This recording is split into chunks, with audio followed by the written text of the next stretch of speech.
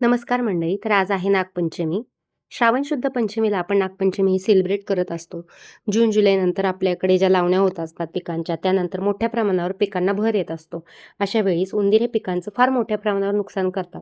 ह्याच उंदरांना साप हे खात असतात आणि आपल्या पिकांचं रक्षण करत असतात. तर कृतज्ञता म्हणून आपण नागपंचमी ही सेलिब्रेट करत असतो. नागदेवतांची पूजा करत असतो. लाह्या, दुधा याचा सर्वांचा नैवेद्य दाखवत असतो. निसर्गातील ही जी साखळी आहे ती एकमेकांवर निर्भर आहे, एकमेकांवर अवलंबून आहे आणि त्यासाठीच कृतज्ञता म्हणून शेतकरी ही नागाची पूजा करत असतात. आपणही नागदेवतांची नागपंचमीला पूजा करत असतो. मीही आज माझ्या घरी नागपंचमीची अशी पूजा केली होती. आपल्या हिंदू परंपरेनुसार आपले हे सण जे आहेत ते आपण अत्यंत उत्साहाने आणि आनंदाने सेलिब्रेट करत असतो. ह्या प्रत्येक सणांची काही वैशिष्ट्ये आहेत, काही विशिष्ट कारणे आहेत आणि ते आपल्या जीवनावर खूप प्रमाणावर प्रभाव टाकत असतात. त्यांच्या मागे सायंटिफिकली रिझन खूप सारे आहेत. फक्त आपल्याला ते जाणून घेण्याची गरज आहे. आणि मला असं वाटतं प्रत्येक सणामागे असलेलं हे सायंटिफिक रिझन प्रत्येकाला जर समजलं, तर प्रत्येकजण हे प्रत्येक सण समारंभ उत्साहाने नक्कीच साजरे करतील.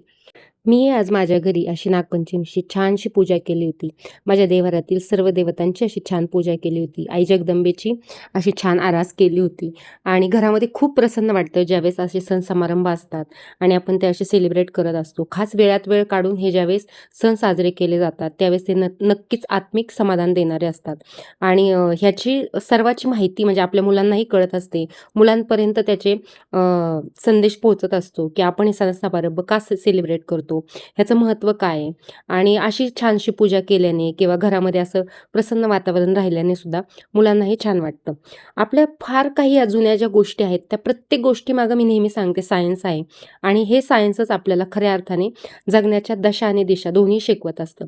फक्त समजून घेण्याची आपली वृत्ती पाहिजे आणि मला असं वाटतं की नक्कीच हे सण समारंभ आपल्या आयुष्याला आनंद देणारे असतात. तर नक्कीच ते अशा आनंदाने आणि समाधानाने आपण सेलिब्रेट केले पाहिजे. आज श्रावणी सोमवारही होता त्यामुळे महादेवांची मी आज इथे पूजा केलेली होती आणि कशी झाली पूजा मला नक्की कमेंटमध्ये सांगा. थँक्यू.